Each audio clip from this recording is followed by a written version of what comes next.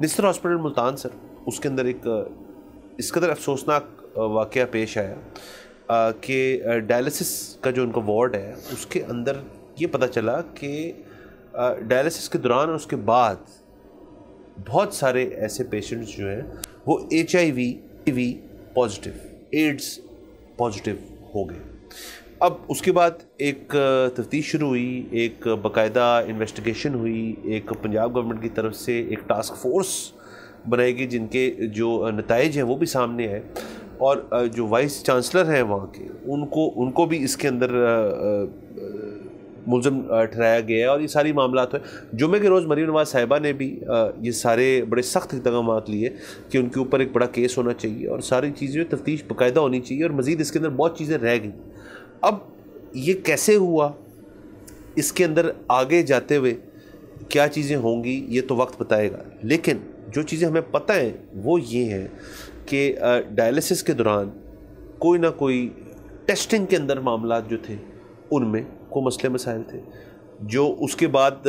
आपने जिससे कि प्रिफ्रेज हुई है टेस्टिंग के अंदर वो भी मंजर आम पे आई, और उसके साथ साथ सर एक 30 से 35 बंदा जो है वो अब HIV के मरीज़ बन चुके हैं फ्रॉम अ डायलिसिस वार्ड। अब ये इतनी आयरॉनिक बात है कि एक ऐसा वार्ड जिसमें किडनी के पेशेंट्स जो हैं, जो किडनी फेलियर में हैं, उनको आप ठीक कर रहे हैं, उनकी ज़िंदगी प्रोलॉन्ग कर रहे हैं, और वो इस नीयत से वहाँ आते हैं कि हमारी ज़िंदगी प्रोलॉन्ग हो रही है और हमें एक लाइफस्टाइल जो हमारा मेंटेन हो रहा है थ्रू डायलिसिस, वहाँ पे उनको इस किस्म की अनसैनिटरी कह लें उनको या जो भी चीज़ कह लें उसको, उसकी वजह से वो अब मज़ीद एक बीमारी उन्होंने पाल ली है। और ये जो निस्तर हॉस्पिटल मुल्तान है इसके अंदर जाहिर है ये एक इंटरनल मामला है। वो वीसी साहब कहते हैं जी कि हमारा तो कंसर्न ही नहीं है, मुझे तो यहाँ पेन का डब्बा ऑर्डर करने की इजाज़त नहीं है, इस किस्म की उन्होंने बात की थी। मतलब सब अपने ऊपर से लायबिलिटी उतारते। सो ये सर बड़ा संगीन मसला है, और अगेन जो मैं लास्ट टॉपिक पे बात कर रहा था, this should be a very serious national issue, लेकिन हम जो है एहतजाज में लगे हुए। हाँ जी, ये ख़बर सुनने से पहले मेरे एक अजीज़ हैं जो कि कराची में रहते हैं, जो डायलिसिस करवाते हैं, वो लाहौर आए हुए थे किसी काम से, और उनको जो है वो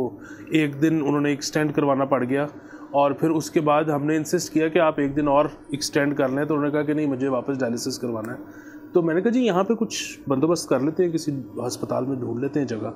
तो उन्होंने कहा कि नहीं नहीं नहीं नहीं, वो जहाँ से मैं करवाता हूँ मैंने वहीं से कराना है, ये बड़ा ख़तरनाक है मुख्तलिफ़ जगहों से करवाना। मैं कहा कि समझा नहीं मैं क्यों इतना ख़तरनाक है। उन्होंने कहा नहीं, वो सफाई वगैरह का जो है वो ध्यान नहीं रखा जाता। और ये इसके थोड़े दिन बाद मैंने ये वाली ख़बर जो आप सुना रहे हैं ये मंजर आम पे आ गई। सो यहाँ पे ये बड़ा मसला है। और HIV तो ज़ाहिर है एक बहुत ही एक्सट्रीम बात है, बट अदरवाइज़ जो लोग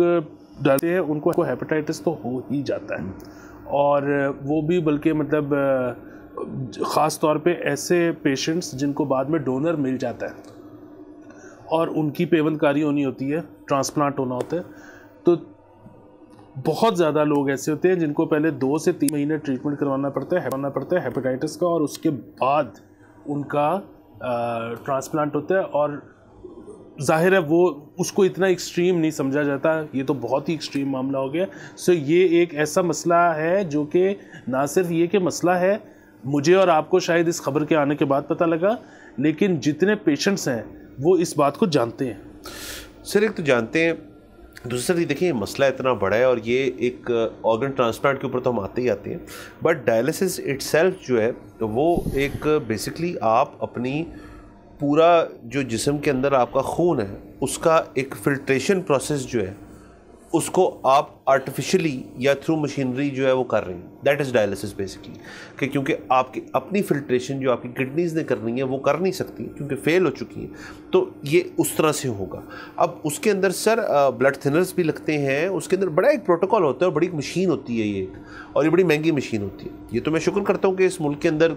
बहुत सारे शहर हैं जो ये सहूलत देते हैं पेशेंट्स को ऐसे, लेकिन उसके अंदर भी आपने जैसे हाइजीन की बात की वो बहुत ज़रूरी है, क्योंकि एक भी किस्म का बैक्टीरिया या किसी किस्म की चीज़ या कोई किस्म का वायरस वो अगर उसके अंदर दाखिल हो जाए किसी भी वजह से, तो वो बड़ा एक ख़तरनाक चीज़ होती है, जैसे हमने देखा इस केस के अंदर। दूसरा सर, ये सारे लोग जो हैं उनका एंड ये ट्रीटमेंट नहीं होती है। डायलिसिस जो है वो बेसिकली जब आपने डिस्कवर कर लिया है कि आप एंड स्टेज किडनी फेलियर पे है, मतलब इसकी स्टेजेस होती हैं, स्टेज 1, 2 ऑनवर्ड्स होता है। जब क्रेटिनिन लेवल होता है उसकी बेसिस पे आपको डिक्लेयर किया जाता है कि आपका किडनी फेलियर का स्टेज क्या है। जब आप एंड स्टेज पे होते हैं तो फिर डायलिसिस पे आपको डाला जाता है। और जब आप डायलिसिस पे चले जाते हैं तो उसके बाद आपका ये एक मुस्तकिल ज़िंदगी गुजारने का तरीका नहीं होता। एक बॉडी जो है वो एक सर्टन अमाउंट ऑफ डायलिसिस जो है वो कई साल तक आप फैलाओ उसका डाल सकते हैं, कर सकती है। उसके बाद इवेंचुअली इसका हल यही है कि ऑर्गन ट्रांसप्लांट हो आपका। अब वो ऑर्गन ट्रांसप्लांट जो है उसके भी बड़े मसले हैं यहाँ पे। एक तो यहाँ पे जो बैकडोर ट्रांसप्लांट जिसे कहते हैं या अंडरग्राउंड ट्रांसप्लांट जिसे कहते हैं कि आप किसी भी शख्स जिससे आपका मैच हो जाए, आप उसको किसी सरकारी अस्पताल या किसी जगह पे ले जाए या प्राइवेट में भी ले जाए, तो जब तक उसके ऊपर नादरा से लेके हर इदारे का एक NOC नहीं है तब तक आप उस शख्स की किडनी आप ले नहीं सकते। तो ये एक बहुत बड़ा मसला है। उसके साथ ये अच्छी बात भी है, ये बहुत अच्छी बात है, क्योंकि इसके अंदर आपको पता है कि फिर बहुत ज़्यादा लेन देन का मामला शुरू हो जाता है। और वो भी सर पूरा पैनल बैठता है, एक अस्पताल जो किडनी ट्रांसप्लांट करता है या लिवर ट्रांसप्लांट करता है, एक पूरा पैनल बैठता है और 2 लोग जो रिश्तेदार भी हो आपस में, वो भी जब सामने बैठे वो पैनल असेस करता है कि यार इनका कोई लेन देन का मामला तो नहीं है, या इन पे कोई दबाव तो नहीं है। तो उस सब मुश्किलात को ऊपर डालते हुए आपने इवेंचुअली को ब्लड रिलेटिव ढूंढना है।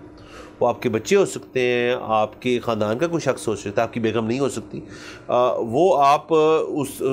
किस सूरत में हो भी सकती है, लेकिन अगेन ब्लड रिलेशन जो है वो प्रूव करना मुश्किल हो जाता है उस सिनेरियो के अंदर। सो वो करते कराते सारे मरले पास करते करते एक दफ़ा जब आपको, सर मैंने वो फ़ाइल देखी हुई है सर, वो इतनी कुछ चौड़ी फ़ाइल होती है जिसके ऊपर जिसकी बेसिस पे फिर एक सर्जन अग्री करता है कि यार ये एक लीगल ऑर्गन ट्रांसप्लांट है, और वो फिर हो जाते हैं और लोग रह रहे हैं। लेकिन एक बहुत तादाद सर इस वजह से पीछे रह जाती है जो कि डायलिसिस पे है। अब इस खबर के बाद आप मुझे बताएं कि जैसे आपके जानने वाले थे, वो क्यों किसी रैंडम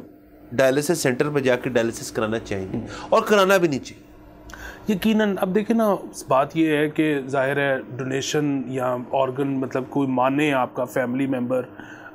जो आपको देना चाहे, वो कोई ऐसे तो है नहीं है कि हर वक्त कोई तैयार होगा, हर वक्त क्रॉस मैच हुआ होगा। आपने खुद बताया कि प्रोसेस भी बड़ा लंबा है। सो बहुत सारे लोगों को बहुत ज़्यादा साल, कई लोगों को शायद सारी ज़िंदगी, जितनी भी उनकी ज़िंदगी होती है, इस पे ही रहना पड़ता है, डायलिसिस में। अच्छा, अब बात ये है कि जैसे आपने कहा कि एक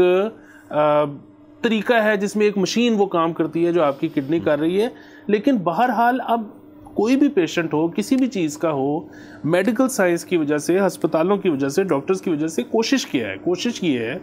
कि उनकी लाइफ जितनी नॉर्मल हो सके उतनी नॉर्मल, लाइफस्टाइल मेंटेनेंस। अच्छा, अब वो लाइफस्टाइल मेंटेनेंस का मतलब ये है कि वो शख्स काम भी करता रहे। अगर वो शख्स एक शहर से दूसरे शहर ट्रैवल करता है, ये उसकी काम की रिक्वायरमेंट है और उसमें हिम्मत है, तो फिर उसको कर सकना चाहिए। अब आप इस रिस्ट्रिक्शन आ जाती है इस तरह की से कि जी एक बंदा जहाँ कंफर्टेबल है वो अपने डायलिसिस वाले दिन तो शहर नहीं छोड़ेगा। उसकी वजह ये है कि उसको खबरें ये मिल रही हैं कि मैंने कहीं और से डायलिसिस करा लिया तो मेरे साथ ये भी हो सकता है। तो आपने इफ़ेक्टिवली एक बंदा जो अफोर्ड भी करता है, जिसको टाइमली पता भी लग गया है, जो कि अपने इस प्रोसेस का हिस्सा भी है, वो उसका भी आपने लाइफस्टाइल जो बेहतर हो सकता था वो आप नहीं रखते। और सर अफसोस की बात यह है कि अभी तक बात ये हो रही है कि जो उस अस्पताल के मुतलका लोग हैं उनको सस्पेंड कर दिया जाए, उनको निकाल दिया जाए, कुछ कर दिया जाए। सब्सक्राइब करें और बेल दबाएं ताकि कोई खबर रह न जाए।